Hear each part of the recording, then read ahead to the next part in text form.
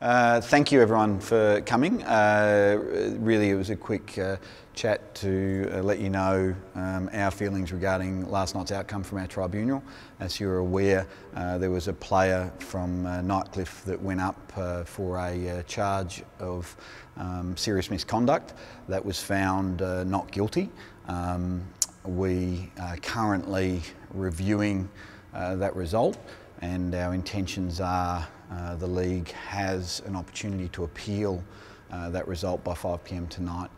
So this afternoon we will spend time sifting through the manuscripts from last night's tribunal with a view of considering whether or not the league appeals that decision. So it's fair to say that you're unsatisfied, you're going down that pathway in some aspect?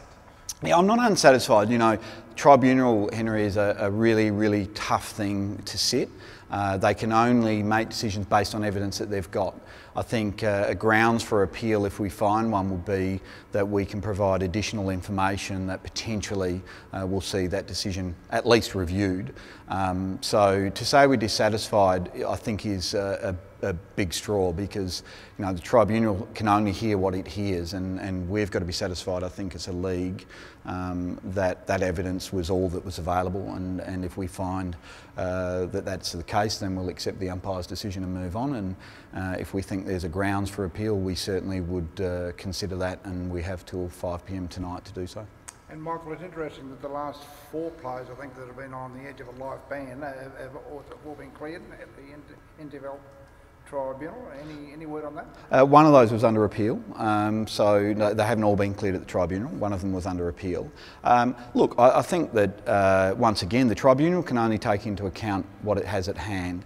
The rules clearly state that past records shouldn't be taken into account.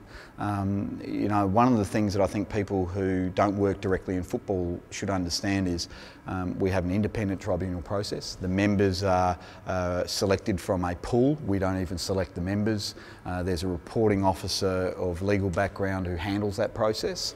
And clearly we have the same rights as any club, which is, you know, when a decision is made that we think may have more value or more information to be added to it, we have a right to appeal. And so I've got our guys currently looking at the transcripts and currently looking at what information exists beyond that was presented last night. And if I'm satisfied that there's enough evidence, then our head of football currently in Daryl Griffiths will make an appeal that at this stage would probably be heard either Friday night or Saturday morning.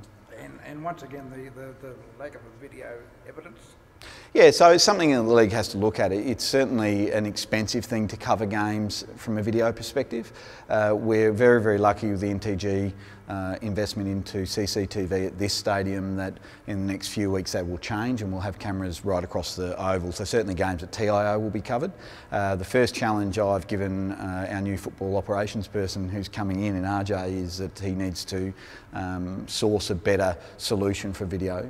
You know, as I said, it's not a cheap solution that you have to implement, but clearly we are on broadcast TV now, and we've got to be good at capturing incidents on video. The video, as I understand, and I haven't seen it, you know, captured the outskirts of the kerfuffle but didn't have the direct impact that we would have liked. If there was video grey, I wouldn't be standing here, and it'll be open shut, hopefully.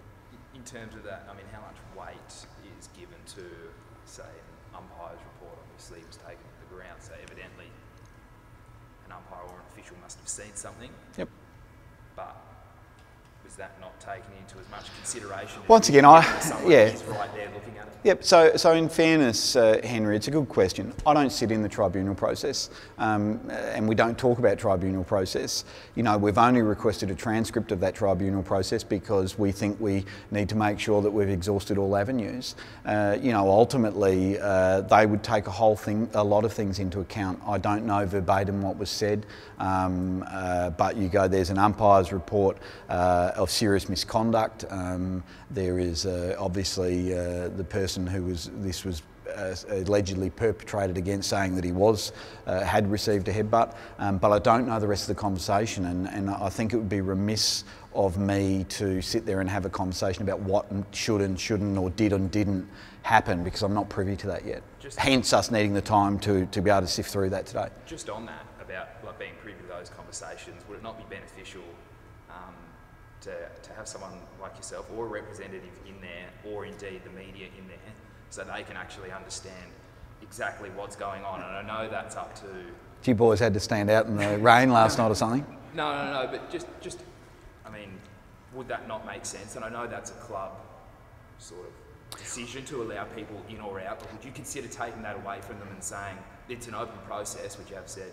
Well, it is an open process, and be very clear, the clubs don't make that choice. The clubs can represent that choice. The chairman who's in that room makes that choice.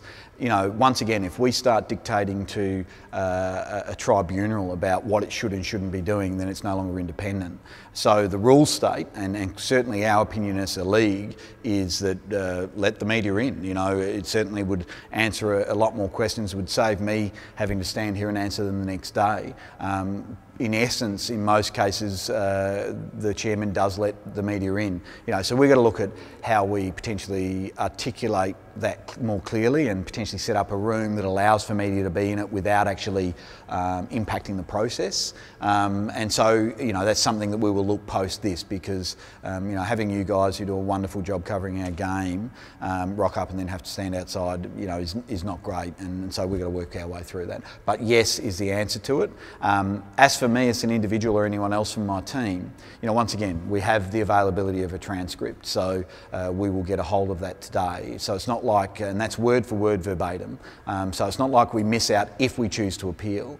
But I think that, like any judicial system, I think that both the person who is perpetrated against, the victim, and the person who is the perpetrator deserve the ability to be able to speak freely in that environment, to get to the bottom of the story, and we've got to be very careful that sitting AFLNT people in there may change that, and you don't want that to happen, because you want justice to be served and for the truth to come out. How different is it from like a court setting? I mean, anyone can walk into that. So once again, a judge has a decision to decide whether they want to close the court or not, and so does our chairman. You know, the history is that in the majority of cases, media do get in.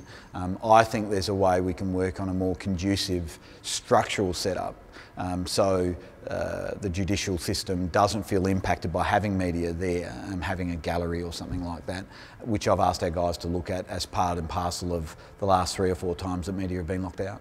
And Michael, just on the umpires, I mean, the umpires have gone to the tribunal the last, already discussed 4 times and been knocked back. Is there any lack of confidence now among the umpires?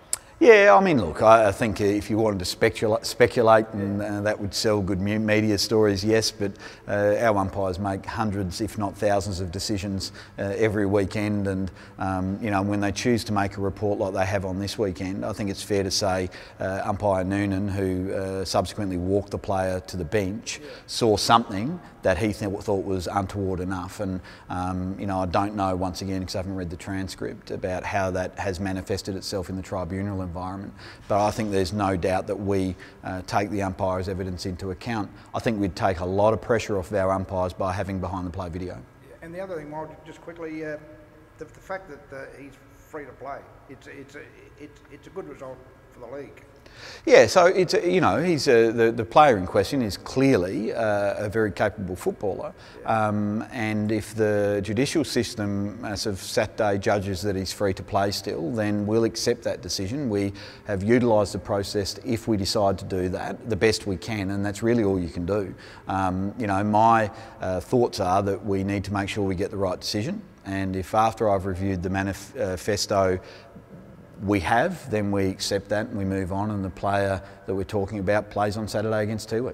I know it's an AFL rule, but how often is it kind of reviewed or talked about? I mean, it seems to be typically very unpopular, not just the rule itself, but how the rule is introduced and retrospective and all that sort of things. Is it reviewed at all, or is it? Yeah, it's reviewed. It's reviewed constantly. You know, when you look at the 16-week rule, which I think is what you're asking about, not necessarily the charge itself, it should not be taken into consideration in the tribunal. The fact that the player that we're talking about has 15 weeks against them would suggest that there's been more than one discretion in his football career. And our job with 16 weeks is to ensure that if someone hasn't learnt over a period of time that they can't do things that aren't in the spirit of our game, then the competition, not just AFLNT, will act upon that. And in the cases that you're talking about, there hasn't been enough evidence for us to justify the suspension of that player. I think there's some sensationalism when people know that they're on 15 weeks because it makes an enticing story to go, if he gets 1 week, he's out. But at the end of the day, I need to make sure that the player was guilty or not guilty. And what happens post that with, I think you're talking about deregistration, happens after that process. But until this player is found guilty or not guilty, and the judicial system is completely exhausted, then talking about dereg is not relevant, right? We will no doubt, if the player was found guilty, we'd be having that discussion about deregistration today, and you'd be asking me how it works and what's going to happen. We don't have to answer those questions because at this stage, this player has a right to a fair trial, and if we decide that we would appeal it, it would be based on more evidence, and if that was the case, the player in question would be able to represent themselves, and if they were found guilty, we deal with it. If they're not, then the system we have in place has worked. And Michael, I see a lot of media around Australia, not the Darwin media, calling it a life ban, but it isn't a life ban as such. Yeah, I think that's the biggest, and look, if I don't read a lot of social media because it's not overly pleasant towards me, Gray, but I think the thing is that, you know, a lot of decisions get made either here or nationally at AFL level that have a whole lot more information behind them than a keyboard warrior who says, oh, it's a life ban, it's manifestly unfair and it shouldn't happen. The facts are that it is a deregistration. The player who's been deregistered is entitled to apply for re-registration 12 months later.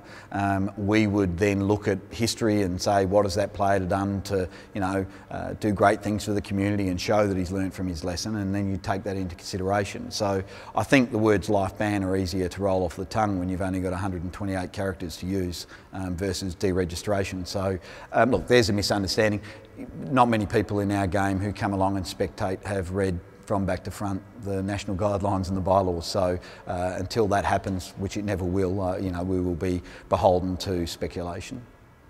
Are you at all concerned about it looking like AFLNT will accept misconduct like this in the future? Yeah, I think that, you know, I had a really good chat with some people last night.